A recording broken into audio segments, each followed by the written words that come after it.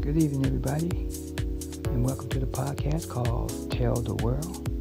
I hope you had a blessed evening. I hope everyone got some rest, spent some time with the family, enjoyed themselves, and had a blessed day. Let's give each other a hand of applause today. Thank you. Okay, everybody. I want to jump into a part 2 of Farrakhan being banned from Instagram as well as Facebook. This is where his followers were. Big on Facebook as well as big on Instagram. I just want some people who don't know who he is to get an understanding what Farrakhan is about. It's not about telling no one to go out there and kill another race or hurt them. He's about understanding. He's about truth. He's about love, but definitely about truth. I found a short interview with Farrakhan, and if you can't feel this message, then you'll never understand why the world is in the situation that it's in right now. So let's jump into this. I don't want to waste any time. Time is valuable to everyone. Let's do it. Nigeria, which is, if not the most corrupt nation in Africa, and it is, it could be the most corrupt nation in the world, Minister Farrakhan. Oh, now, Mr. Wallace. It is the most corrupt nation that I have ever covered. I've been there 25 years ago, and I've been there as recently as last year. Fine. So what?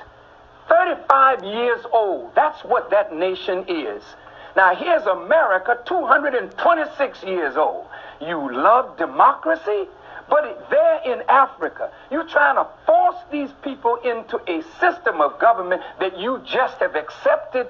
30 years ago, black folk got the right to vote. You're not in any moral position to tell anybody how corrupt they are. You should be quiet and let those of us who know our people go there and help them get out of that condition. But America should keep her mouth shut wherever there's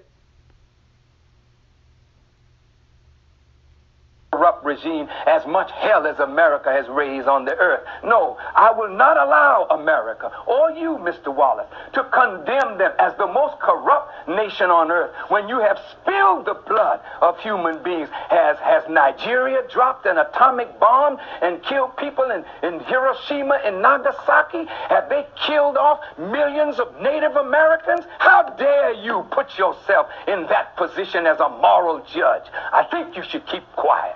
Because with that much blood on America's hands, you have no right to speak. I will speak because I don't have that blood on my hand.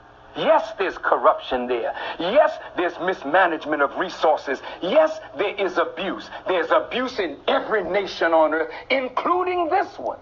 So let's not play holy to moralize on them. Let's help them. I'm not moralizing. I'm asking a question, and I got an answer. Why would you put it as the most corrupt regime in the world? That doesn't make sense. Can you think of one more corrupt? Yeah, I'm living in one. I'm living in one. Yes, you've done a hell of a thing on this earth, so you should not be the one to talk. You should be quiet when it comes to moral condemnation. That's how powerful Farrakhan can get.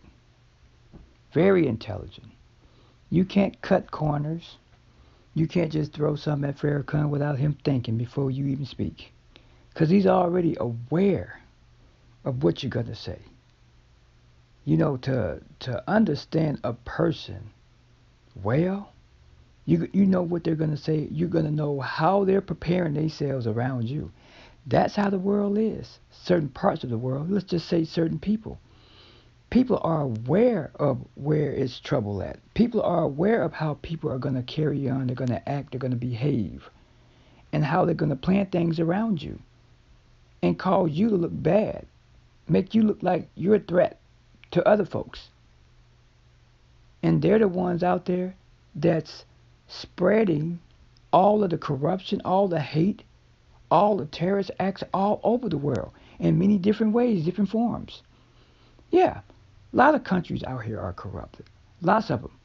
But you wonder why and how they got corrupted. They learn from the best. I'm not putting the country that I live down, but our country really doesn't have a voice on telling us or telling any country how to behave. You know, you practice what you preach. And the stuff that we've been seeing going on is what we've been seeing and hearing and what's being taught. Monkey see, monkey do, whatever you want to call it, yeah. So when you show violence, that spreads, that triggers people. We all have triggers. We all have urges. And you exercise. And you keep showing those behaviors. You keep televising those behaviors on news, on television, through music. This is how people are going to act. Back then, they used to use music to heal people, to soothe them, to relax them. Did you know that if you just find some time in your life, instead of worrying 100% of the time, start taking some time out to exhale, inhale. Find some way, somehow, find something to do in your life to breathe and to leave that problem and that worry alone and see how much time you get freed in your life and how better you may feel. Yet alone, if you keep worrying, what kind of person you'll become living like that every day. No break in life. So countries that are corrupted, do you blame some of their behaviors? You take North Korea, for example. They say that North Korea is starving some of their people. Yeah, they probably are doing it. They probably are. But what can you do when your country gets sanctions put against them where no country is going to export them food in or out? They can't do anything. They can't make trades with other countries because they got sanctions on them where they can't do anything. So their country becomes locked out and low of resources.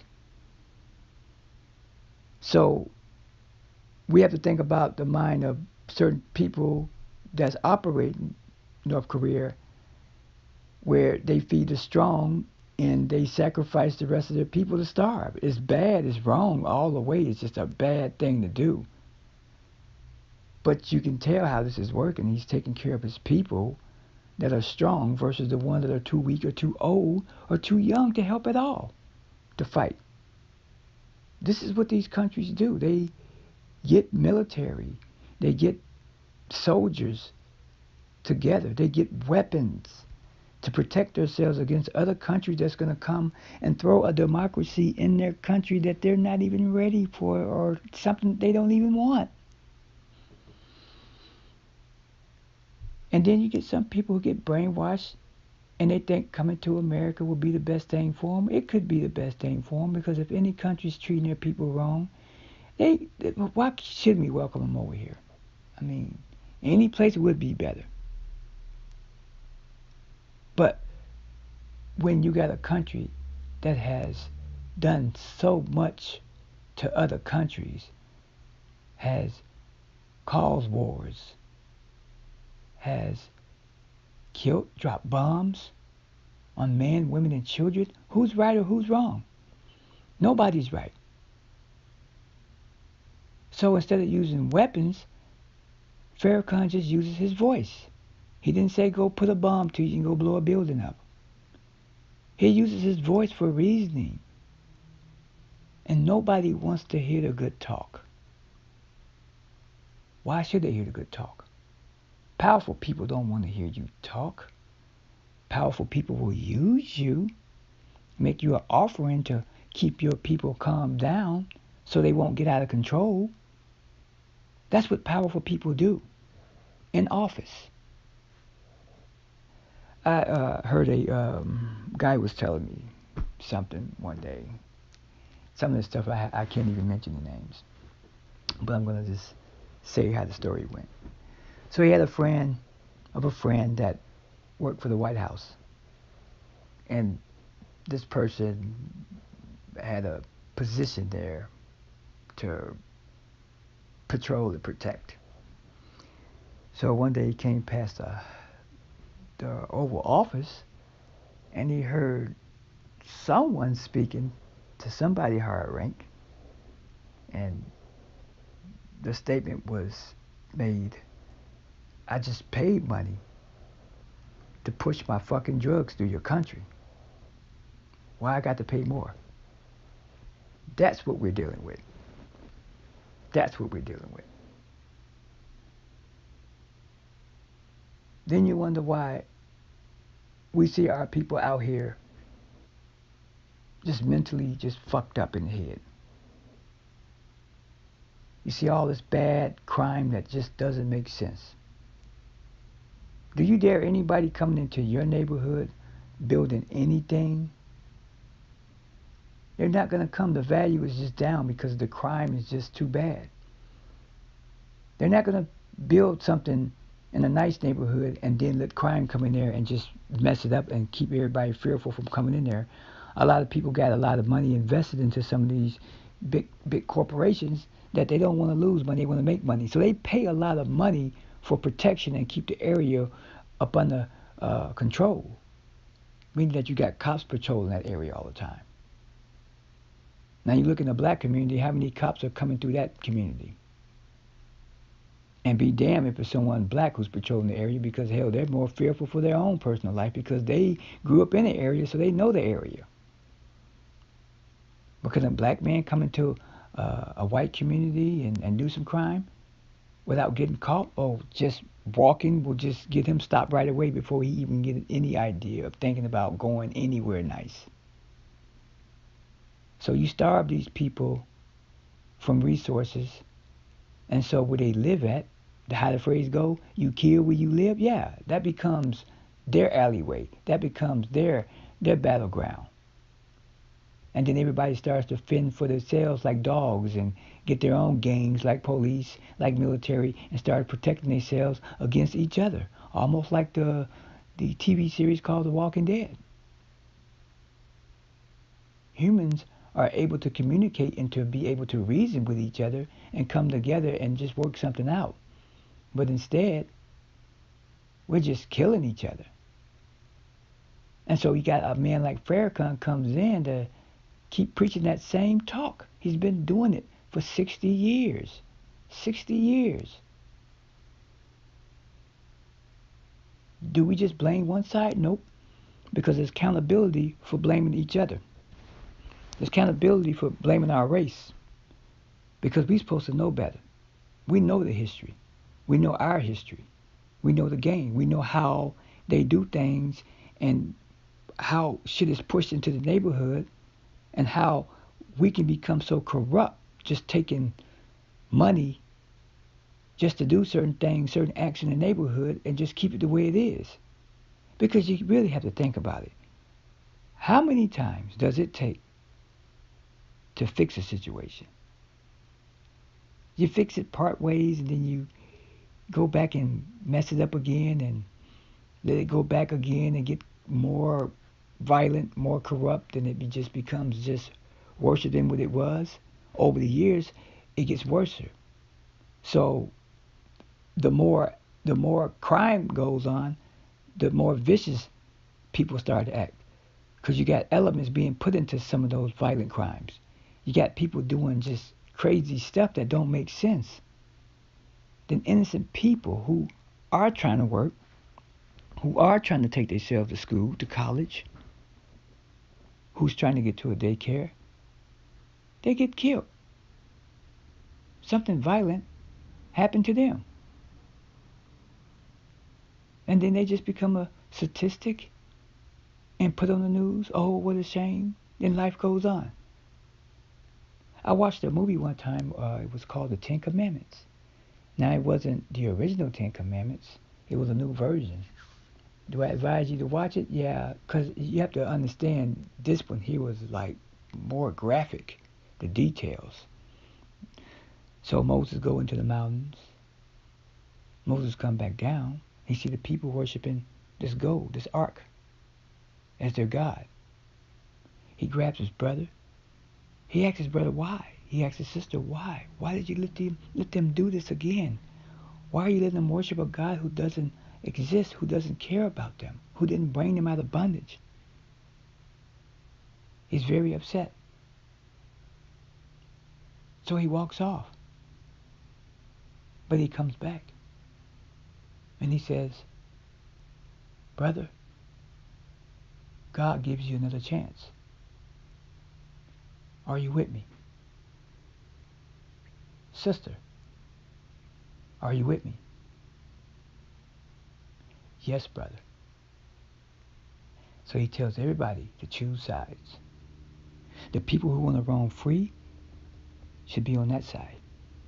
The people who want to go to the promised land that God has promised them, stay on this side. Everybody choose the sides that they wanted to be on. And when they were done, Moses said, brother, we can't let them roam free. Because if we let them roam free, they would come back into the promised land and corrupt it. So he ended up killing them. They killed them off. Women, kids, men. And when they were done, it looked like a bloodbath. And I said, wow, this is very graphic. You have to do all of that just to protect where you live at, to keep the corruption from coming in. It's almost like when God destroyed the world. He didn't pick who to keep, he just got rid of everything.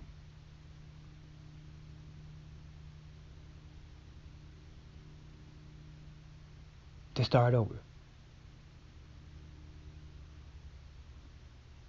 When will we stop doing some of the violent acts that we're doing? We can't stand up and be strong with each other if we're behaving a certain kind of way that just really not helping us. And there's a lot of elements out here that's causing that problem, that's coming into our lives, becoming the problem. And so, us trying to stop those elements are causing us to get killed. Because we're trying to change things in our neighborhood. Trying to do whatever we need to do to change it. If this doesn't work, we'll try this. If this doesn't work, we'll try that.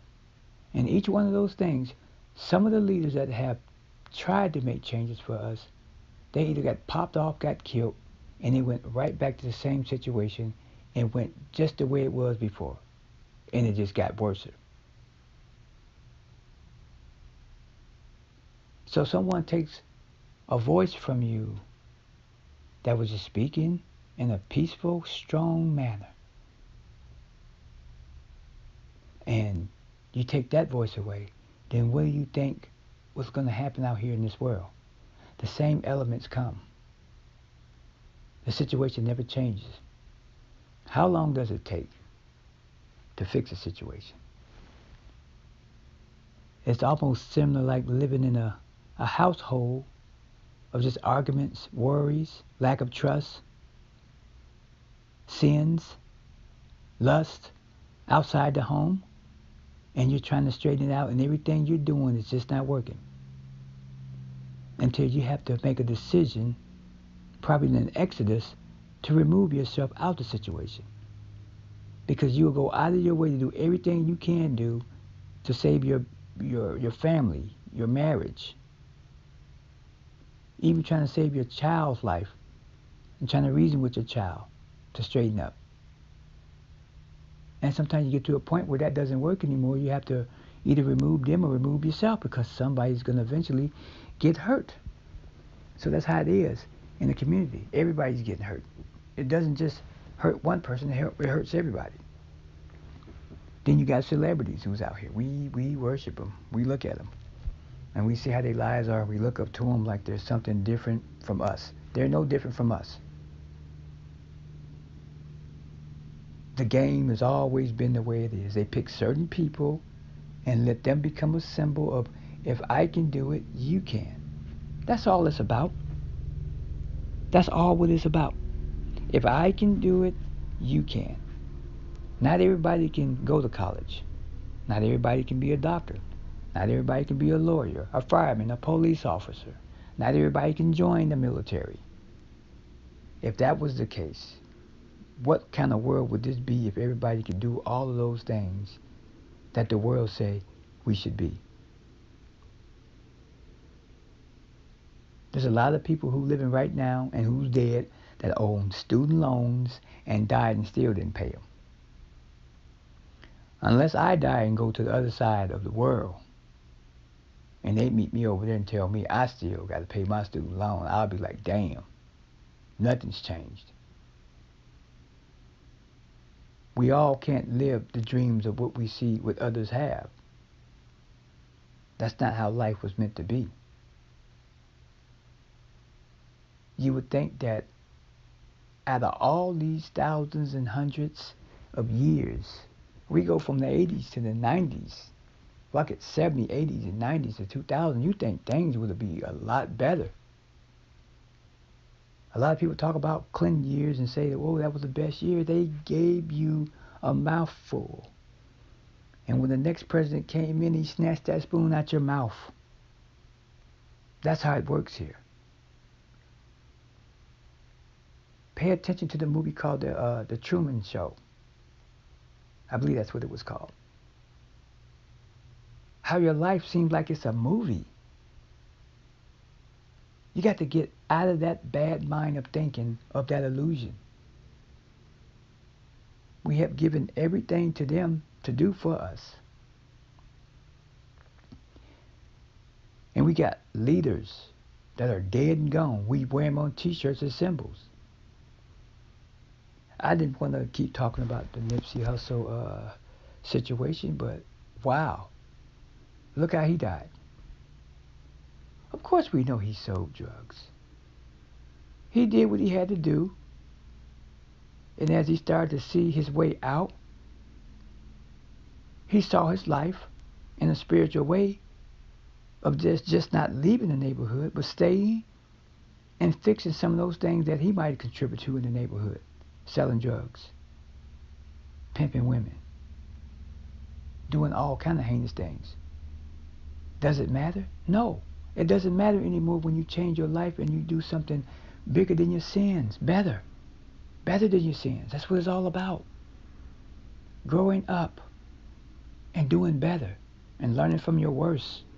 The worst you was, or the worst you become, and become lost out here.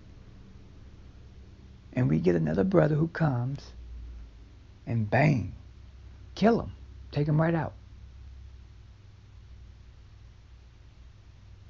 So many people saw what he was doing, and a lot of people didn't know about him. And that's how it is. They let you see what they want you to see. They let you hear what they want you to hear, and then they tone it down and erase it out. So it won't go no further into some of these young minds out here that can change their ways of acting. Like make them act better.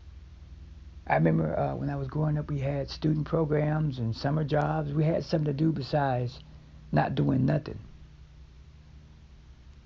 So when you're not doing nothing and you start seeing heinous crimes and just misbehaving, you all of a sudden start picking up these same behaviors of what you saw growing up, and you start to behave like it. Times are different now. Some of these kids get corrupted so fast it's easy because everybody wants to be the same thing instead of being different from each other. We can't keep living like that. But there's elements that come in that causes that. And we just cannot be quiet about what they are, because we know what they are. We just have to be trying to do something different in our lives that can just say, well, we don't want that in our neighborhood, or we don't want to hear that kind of music no more because it's just too dangerous. You ban Farrakhan, but there's dangerous music out here that's corrupting these kids' mind. That's dangerous. That's how brainwashed we are, because we're not speaking up in that right tone. But they don't want you to talk this way. They want you to be quiet, be calm, Or they send somebody down there who's supposed to be a leader and just keep you quiet, pat you on the head and tell you everything's going to be all right. And then they be gone, the same stuff continues to happen again. That's what they're doing. All of these acts. A lot of black men, a lot of black young folks died and been placed into the ground. And life moves on. You just become history or memory. That's it. And so you see how long it takes to get somebody great again? It takes a long time, 10 to 20 years for somebody to come and do something, be something different in the world than what we see. So when are we going to change? We just don't need one. We need a whole lot of people. We don't need one person to come and deliver us from this. We don't. And we can't no more give the people that we look up to, celebrity-wise, the pass and make it seem like they are the voice for us, because they're not. They're not. We can make our own clothes. We can do our own hair. We can do our own life without them. And anybody else coming out of another country, coming into this country and think they live in the American dream, you already know what they're living, because you lived here longer than them, so you know how this operates. We have to look out for our people, because our people are at a point where it's not going to be many of us around. I thought maybe more men, but I don't think it's just going to be just men, because they also are destroying the black woman. She's getting destroyed. She's losing respect for herself. Someone may not like to hear it. I would rather hear it than see it or live it.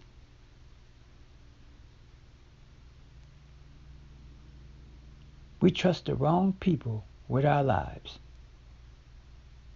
And this is not how it used to be. It didn't used to be this way. We got to wake up from this. We've been asleep too long. Our history goes way back, because some of our ancestors did sell us off. They weren't rappers, but they sold us off. Just a different time.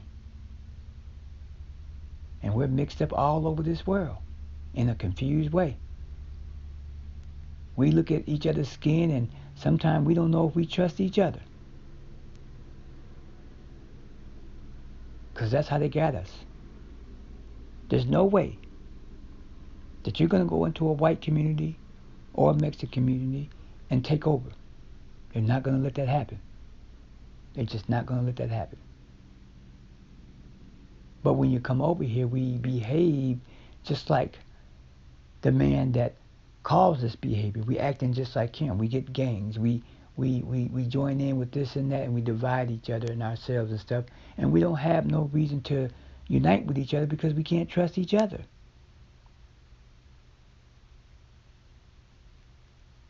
Wouldn't it be wonderful to do like Nipsey did and bring some jobs in the community?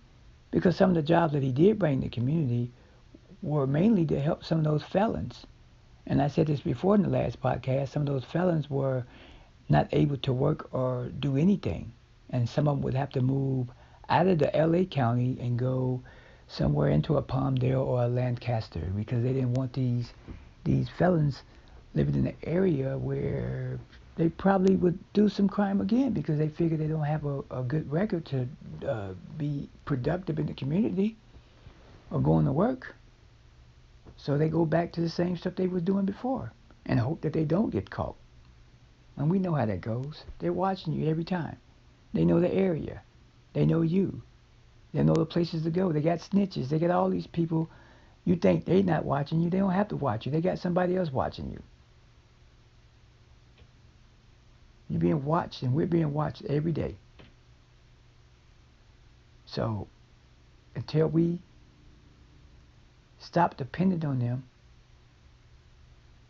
and start not letting what they give us control us and get us out of hand, and start making our community stronger.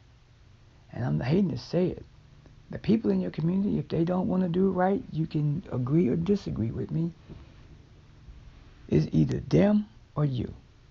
That's how it is. Because do you feel safe when you leave out your door? I don't care who knows you. Eventually somebody may get you that don't know you.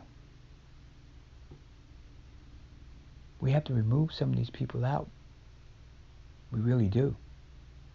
Because it's to the point right now, our own people are being corrupted. And we can't trust them. This is how it's become. So anybody you praising and looking up to, or your loving hip-hop people, and get that shit out your mind. That's all made up. That's just quick money. Then reality comes in their lives. These people are just regular people. These people, everybody's being, I told somebody this today, we all are getting used. So we have to use the situation to how we're going to use it. We're either going to get used to be used, to use what we got to try to go into a door, come out, get knowledge, and go use it out there for a positive way.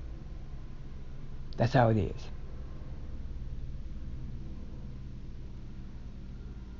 Because we are dependent on the wrong people to help us, and that's just not going to happen anymore.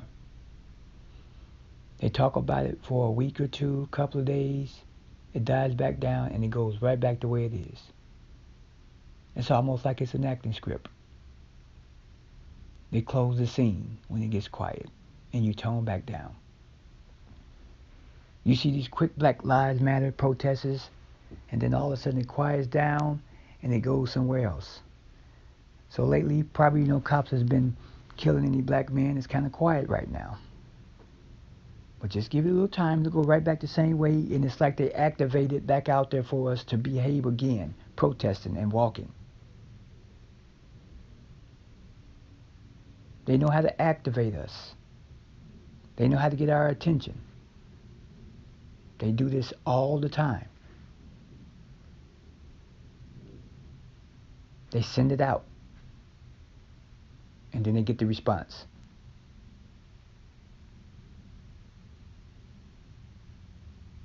News is not going to tell us right. It's not. We know what's going on, but we're not getting the proper help. And so we have to take control of getting that help, because if we're trying to go move and think we can go somewhere and think that we're safe, we got another thing coming. I don't think nobody on this planet is fucking safe. Nobody. They got this planet mapped out every inch.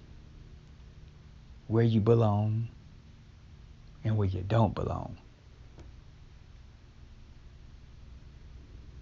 And right now, we're all closed in places we don't want to be. A lot of heinous crimes and violence is just going on every day. You hire all these policemen, but it's just not helping. It's not enough. They can't control every area because all the areas just probably got too much high crime all over. So what do? Vote somebody else in to try to help fix that situation? It's all control. It's all control. It's all control. They're not helping us. I'll say it and I'll keep saying it over and over again. What are you getting out of voting? You think they're giving you something? What have they gave you? Did it make a difference in your life? We shouldn't be treated like we're in a third world country. But there is a difference in how the black race, how the Spanish race, how the Indian race, all these different races are getting treated. And we don't have the short end of the stick, yet alone we have the spoon. We right at the ground now. And we been at the ground. It ain't nothing for us to eat on no more. But I believe everybody's eyes are coming open in all races, and they're starting to see stuff. And that's when the moment comes when they start seeing all races come together and see it for what it is. And when they see that nation come together, the people come together in all nationalities, what's going to happen? Is that the wake-up call for this new change? You can't put your faith all into one man's hand. He's bound to fail because he doesn't have the answers. He has a corruption, but he doesn't have the answers. What are we going to do? What are we going to do? That concludes my podcast called Tell the World. And you guys have a blessed day.